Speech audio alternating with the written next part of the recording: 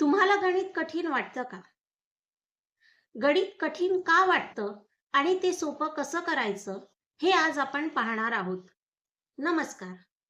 मी वीणा वानखडे आणि तुम्ही पाहत आहात कुटुंब मंत्र. गणित कठीण का वाटतं? तुम्हाला ते कठीण वाटतं का? तुमच्या मुलांना ते कठीण वाटतं का? आणि असं जर वाटत असेल, तर खरं सांगू का? गणित कठीण नाही.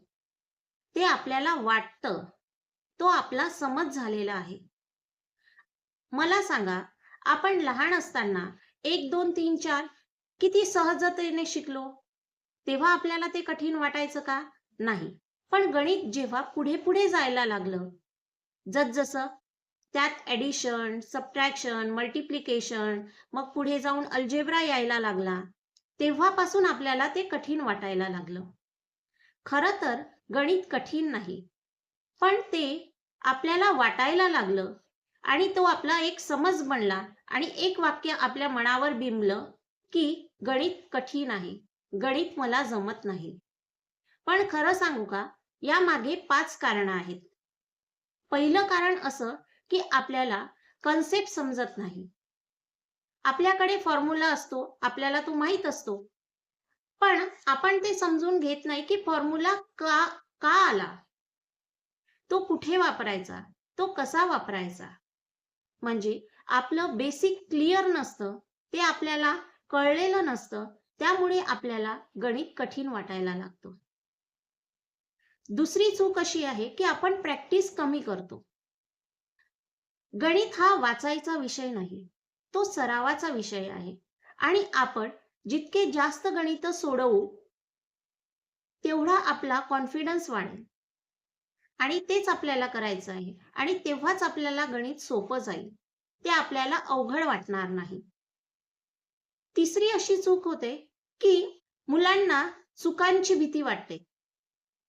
त्यांनी एखादं गणित सॉल्व्ह करायला घेतलं आणि ते जर चुकलं, तर ते पुन्हा प्रयत्नच करत नाही. मला जमत नाही म्हणून ते सोडून देतात. खरं तर जे जमत नाही त्याचा आपण जास्त सराव करायला पाहिजे. त्याची आपण जास्त प्रॅक्टिस करायला पाहिजे. पण आपण करतो त्या उलटंच. ते गणित तिथेच सोडून देतो आणि मला जमत नाही म्हणून दुर्लक्ष करतो. तर मुलांनो, जे जमत नाही ना, ते आपल्याला जास्त वेळा करायचं आहे, हे आपण लक्षात घेतलं पाहिजे. चौथं असं आहे, की कधी-कधी शिकवण्याची पद्धत जी आहे, त्याची जर स्पीड जास्त असेल, तर आपल्याला गणित कळायला वेळ लागतो किंवा ते गणित कळत नाही.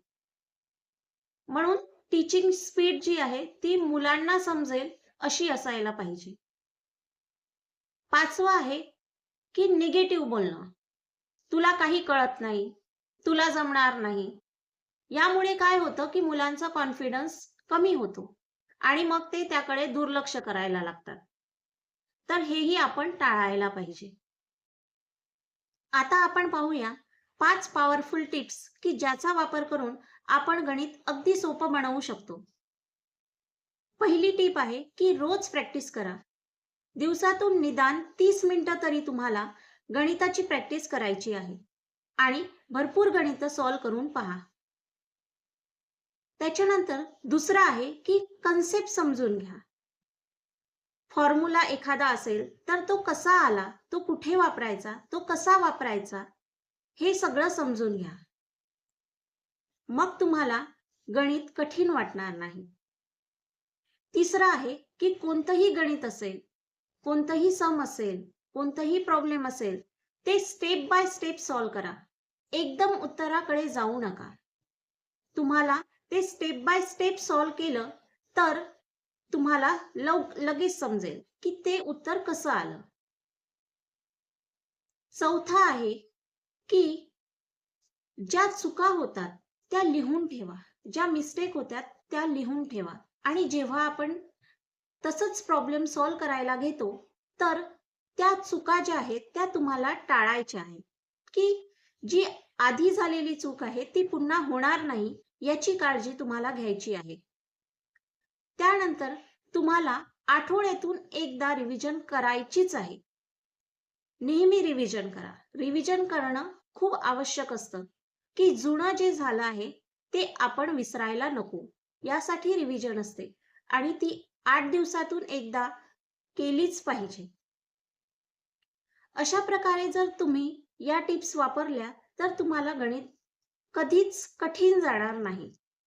खरं तर गणित कठीण नाही. गणित हा सरावाचा विषय आहे. तो वाचायचा विषय नाही. गणित जर योग्य पद्धतीने शिकवल्या गेलं आणि ते आपण योग्य पद्धतीने शिकलो तर गणित कठीण कोणालाच जाणार नाही आणि कोणीही पण गणितात मास्टर बनू शकतो. आणि तुम्हाला बनायचं आहे ना मास्टर, मग अशा पद्धतीने गणित सोपं करण्याचा प्रयत्न करा. या पद्धतीचा तुम्हाला नक्कीच फायदा होईल. जर तुम्हाला हा व्हिडिओ आवडला असेल तर माझ्या चॅनलला लाईक, शेअर आणि सबस्क्राईब करायला विसरू नका. असेच हसत राहा, कुटुंबाची काळजी घ्या, कुटुंबासाठी प्रेम आणि वेळ जपा. धन्यवाद.